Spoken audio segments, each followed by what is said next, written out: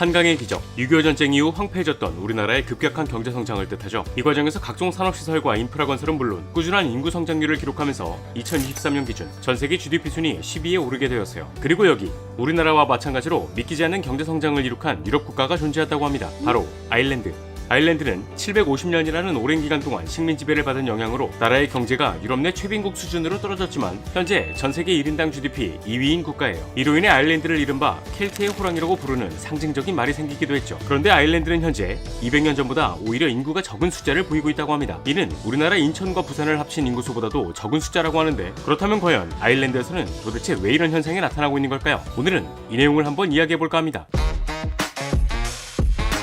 자, 오늘 저와 함께 살펴볼 지식 가이드는 아일랜드의 인구 변화입니다. 전 세계 인구가 지난 200년 사이 8배 증가했다고 해요. 1800년대 초까지만 해도 10억 명에 불과했던 세계 인구 수는 1900년대 초에 20억 명을 넘어섰고 2023년 기준 80억 4,500만 명으로 집계되었죠. 우리나라의 경우만 살펴보더라도 자료에 따라 다른 값이 나오긴 하지만 1800년 당시 조선의 인구는 약 1300만 명에서 1600만 명으로 추정되고 있다고 해요. 이후 현대화 과정을 거치게 되면서 2023년 기준 우리나라에서만 5155만 명을 기록하고 있죠. 이 상황은 우리 사회에서 산업혁명, 식량 생산량 증가, 의료보건 인프라 개선 등의 영향으로 꾸준히 인구가 증가해왔다고 할 수 있어요. 그런데 유럽에서는 약 200년 동안 인구 변화가 없는, 아니 오히려 인구가 줄어든 나라가 존재한다고 하거든요. 네, 바로 아일랜드입니다. 먼저 아일랜드는 한반도 면적의 3분의 1 수준에 불과한 아주 작은 나라예요. 또 아일랜드의 인구는 2023년 기준 약 505만 7천 명으로 우리나라의 인천과 부산을 합한 인구수보다도 적은 인구를 가지고 있죠. 하지만 아일랜드의 인구는 지난 1800년대 중반 지금보다도 많은 820만 명으로 추정된다고 합니다. 그리고 이 문제는 영국으로부터 시작되었죠. 때는 시간을 거슬러 12세기 플랜테저넷 왕조를 개창한 군주인 헨리 2세는 군대를 이끌고 아일랜드 워터퍼드에 상륙한 이후 아일랜드 일부 지역에 대한 영국의 영해권을 가져오게 됩니다. 그리고 이 상황은 영국과 아일랜드의 750년 악연의 시작이었죠. 사실 이때까지만 해도 공식적으로는 식민지가 아니었지만 영국은 아일랜드를 착취 대상으로 여기고 있었어요. 이건 형식적으로만 아일랜드 자국의 영토일 뿐이었지 사실상 식민지와 다를 게 없는 상황이었죠. 하지만 13세기 이후 아일랜드의 순통을 조여오던 영국의 지배력이 상실되기도 했거든요. 그 이유는 다름 아닌 1348년 유럽에 창궐한 흑사병 때문이었습니다. 흑사병은 유럽 전역을 휩쓸었고 이는 곧 아일랜드에도 상륙하게 되는데요. 이때 아일랜드인들 또한 피해를 입게 되었지만 여기서 영국인들이 더 큰 피해를 보게 되죠. 당시 영국인들은 유럽과 가까운 아일랜드 동쪽 도시에 모여 살고 있었던 반면 아일랜드인들은 대부분 상대적으로 유럽 대륙과 떨어진 농촌에서 살고 있었어요. 때문에 높은 인구 밀도를 유지하고 있던 영국인들이 많은 피해를 입게 되면서 지배 세력이었던 영국인들의 영향력은 아일랜드의 더페일 인근 지역으로 줄어들게 되죠. 이때 나머지 지역들은 아일랜드로 다시 귀속되기도 했고요. 게다가 영국 내부에서는 왕위를 놓고 랭커스터가와 요크가가 장미전쟁을 벌이면서 집안 싸움을 하게 되는데, 이 상황은 영국 입장에서 집안에 불이 났으니 남의 집 신경 쓸 여력이 없는 것과 마찬가지였어요. 이로 인해 아일랜드는 잠시 순통을 고르는 듯 했지만 1509년 영국의 왕이 된 헨리 8세는 종교개혁의 여파로 1541년 아일랜드를 침공해 본격적인 식민지배의 시작을 알렸죠. 하지만 시간이 흘러 18세기 후반 미국은 영국으로부터 독립을 선언하고 프랑스에서는 시민혁명이 일어나기도 하죠. 이 모습을 지켜보고 있던 아일랜드는 우리도 할 수 있다는 생각을 가지게 되면서 지난 1798년 독립을 위한 반란을 일으키게 되는데, 영국은 이 시점을 기준으로 아일랜드를 완전한 소국으로 만들기 위해 1800년 연방법을 제정해버렸습니다. 결국 1801년 1월 1일 법에 의해 아일랜드는 동군연합이었던 잉글랜드, 웨일스, 스코틀랜드와 하나의 국가가 되었죠. 이것이 바로 그레이트 브리튼 아일랜드 연합왕국이죠. 그리고 이내 아일랜드에는 역사상 가장 참혹한 시기가 찾아오기 시작했어요. 때는 1840년대. 당시 아일랜드의 주식은 텃밭에서 나오는 감자였어요. 사실 아일랜드에는 밀, 옥수수 등의 다른 농작물도 많이 자랐거든요. 그러나 과거 유럽인들은 감자를 악마의 작물이라고 부르면서 식량이 아닌 가축의 사료로 써왔기에 영국에서는 감자만 쏙 빼고 아일랜드에서 나오는 농작물을 모조리 빼앗아갔죠. 이로 인해 아일랜드에 남은 농작물은 감자밖에 없었고 이는 자연스럽게 감자가 아일랜드의 주식이 되었던 거예요. 그런데 지난 1845년 미국 동부 지역에서 이른바 감자역병이 터지게 됩니다. 여기서 말씀드린 감자역병은 감자에 흰 곰팡이가 생기면서 썩는 병으로 확산 속도가 매우 빠른 질병이라고 해요. 그리고 이 감자역병은 대서양을 넘어 아일랜드에 퍼지게 되었죠. 이 시점을 기준으로 아일랜드에서는 식량을 수확할 수 없는 상황에 처하게 되었고 수많은 사람들은 굶주리기 시작했어요. 하지만 이런 상황을 지켜보고 있던 영국은 마땅한 정책을 내놓지 않았습니다. 오히려 아일랜드 농작물을 수탈하는 데 바빴죠. 결국 이대로는 안 되겠다 싶었던 아일랜드 사람들은 자국에서 도망쳐 나오거나 아무것도 먹지 못해 아사하는 일이 발생하게 되는데, 이 사건이 바로 아일랜드 대기근입니다. 그리고 때마침 안 그래도 먹을 것 없는 아일랜드에는 장티푸스, 발진티푸스, 콜레라, 이질,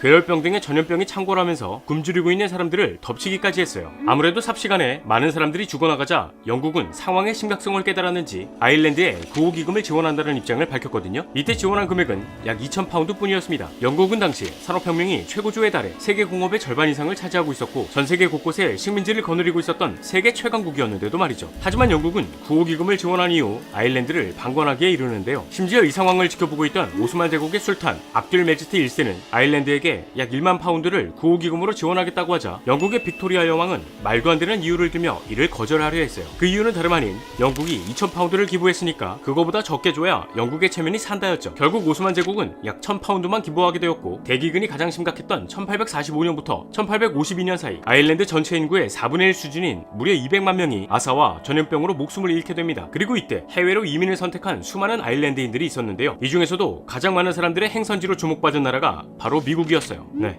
이 상황은 반강제로 아메리카 드림을 꿈꾸게 된 거죠. 이로 인해 현재 미국 인종 비율 중에서 10% 정도를 아일랜드계 혈통이 차지하고 있고 대표적인 아일랜드계 미국인은 존 F 케네디, 조 바이든 미국 대통령이 있기도 해요. 결국 대기근이 찾아오기 이전 820만 명에 달했던 아일랜드 인구는 점점 감소하기 시작해 불과 7년 만에 650만 명으로 감소해버렸어요. 이후 1855년 심각한 대기근의 고비를 넘겼음에도 부족한 인프라 시설과 경제적인 기회 부족으로 인해 이민 자율이 높은 수준을 유지했고요. 이 영향으로 아일랜드의 인구는 1890년대까지 감소하는 상황이 지속되었고 19세기에 태어난 아일랜드 사람 2명 중 1명은 해외로 나갔다는 이야기가 존재하기도 합니다. 실제로 현재 해외에서 거주하고 있는 아일랜드계 인구는 아일랜드 본토 전체 인구의 5배 이상이 될 것으로 추정되고 있으니까요. 그리고 지난 1921년 아일랜드는 영국으로부터 자치권을 인정받은 이후 1937년이 돼서야 완전한 독립을 이루게 되는데요. 하지만 북아일랜드 일부 지역이 영국에 남게 되면서 찝찝한 상황임은 변함이 없었어요. 이 문제는 훗날 종교 갈등으로 인한 내전으로 번지기도 하면서 국가 기능을 마비시키게 되었죠. 결국 독립 이후 꽤나 많은 시간이 지났음에도 아일랜드의 사람들이 이민을 택하게 되면서 인구는 줄어들게 되었고 1950년대에는 40만 명에 가까운 아일랜드 국민들이 이민길에 오르기도 했습니다. 그 결과 1961년 아일랜드 인구조사 당시 아일랜드 전체 인구는 불과 425만 명밖에 되지 않았죠. 이는 대기근이 터지기 직전 인구의 절반 정도밖에 안 되는 수치였던 건데 아일랜드 정부는 이 상황을 타개하고자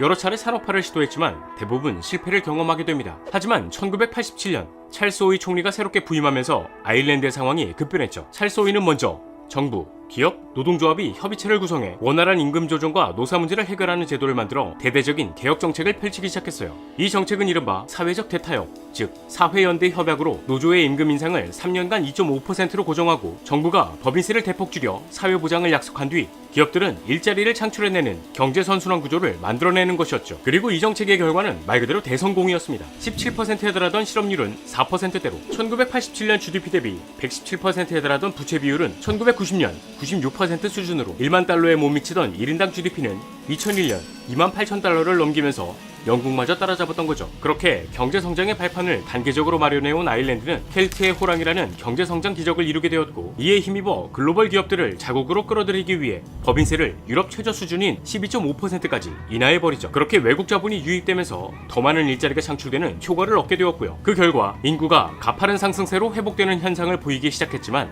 두세 기 동안 너무 많은 인구가 감소했기에 아직 전성기 시절 인구에는 미치지 못하는 수준이에요. 전 세계 경제를 뒤흔들었던 서브프라임 모기지 사태 등의 여파로 아일랜드가 무너져 내릴 뻔한 문제가 발생하기도 했고요. 그러나 아일랜드는 유럽 최저 수준의 법인세를 유지하면서 외국 자본의 유입을 유도했고 미국을 포함한 유럽 등의 국가들이 경기를 회복하자 아일랜드 또한 빠른 속도로 안정화를 찾기 시작했어요. 물론 아일랜드의 성장에는 외국 자본에 대한 의존도가 너무 높아 또다시 세계적인 불황이 찾아오게 된다면 나라 전체가 위험해질 수 있다는 리스크를 짊어지고 있어요. 게다가 비정상적으로 낮은 법인세로 인해 조세 피난처라는 별명을 얻기도 했고요. 이로 인해 아일랜드에 대한 평가는 극과 극으로 나뉘고 있는 상황이지만 독립 이후 최빈국의 자리에서 현재 1인당 GDP 2위의 자리를 굳건하게